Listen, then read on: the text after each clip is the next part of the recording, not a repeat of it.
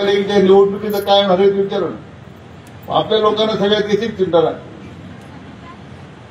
त्यांना मी सांगितलं की बिहारमध्ये विश्व नेता आदरणीय प्रधानमंत्री नरेंद्र मोदींच्या नेतृत्वाखाली 100% एनडीए सरकार त्या ठिकाणी सत्तेत येणार आहे. महाराष्ट्रामध्ये उद्धव ठाकरे फिरतात मराठवाड्यामध्ये शेतकऱ्याला साथ घालण्याचा प्रयत्न करतायत. उद्धव ठाकरे सरकारवर टीका करतायत.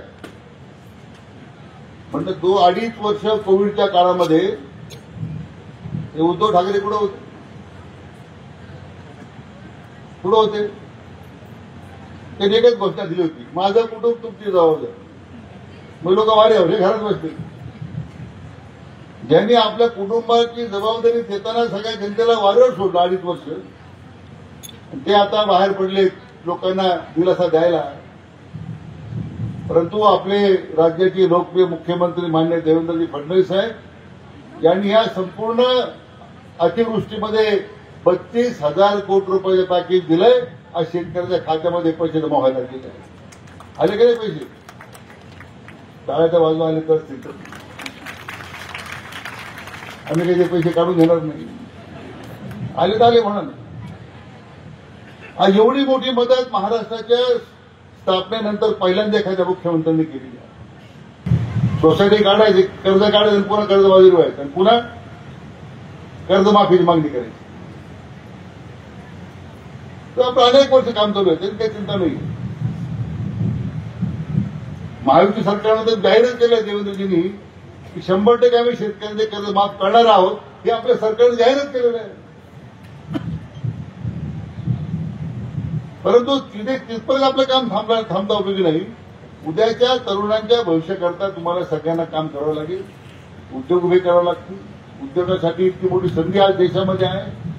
सोलापूरला सुद्धा जयकुमारजी, मी मंत्री असताना, पालकमंत्री असताना त्यावेळी उद्योगाची बैठक घेतली त्यांनी की सोलापूरचा उद्योग पुढे जाणार आहे, काय केलं पाहिजे. नाव राधाकृष्ण ठेवायचं आणि कृत्य मात्र कंसाचे करत असेल तर हे कंसाचे हाकून काढा त्या पार्टीतून. तुम्ही तुमच्या मुख्यमंत्र्याला शेअर द्यायला लागले का? फडणवीस साहेब एका इकडे कर्जमाफीची घोषणा करतं, तारीख देतं, आणि हे वाचाडवीर मंत्री महोदय सांगतं का कर्जमाफी किती डाव द्यायची, काय करायचं, किती डाव लुटायचं तुम्ही त्याचं ठरलं नाही पाहिजे. अरे शुक्र माना लोक तुम्हाला कळत नाही. मी तर म्हणतो जो राधाकृष्ण विखे पाटलाची गाडी फोडून ना त्याला 1 लाखाचं बक्षीस मला ऐकू. मी तर फोडणार होता भेटला तर. पण हे थांबवा, आम्ही सहन करणार नाही. 11,000 रुपये क्विंटलच्या भावाची शिफारस केली राज्य सरकारनं कापसाची, आणि मोदी सरकारनं जाहीर केले 8,000 रुपये. लाज वाटते? सोयाबीन 2,000 विकावं लागतं. तुम्ही कापूस आयात केला. धानाले भाव नाही, कापसाले भाव नाही, तुरीले भाव नाही, केळीले भाव नाही, संत्र्याले भाव नाही.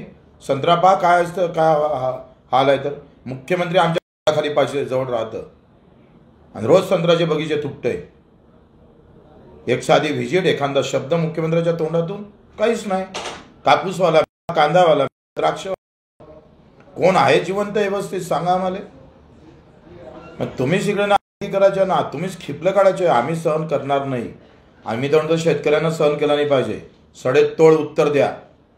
काय होऊन गुन्हे दाखल होऊन ते पाहून घेऊ.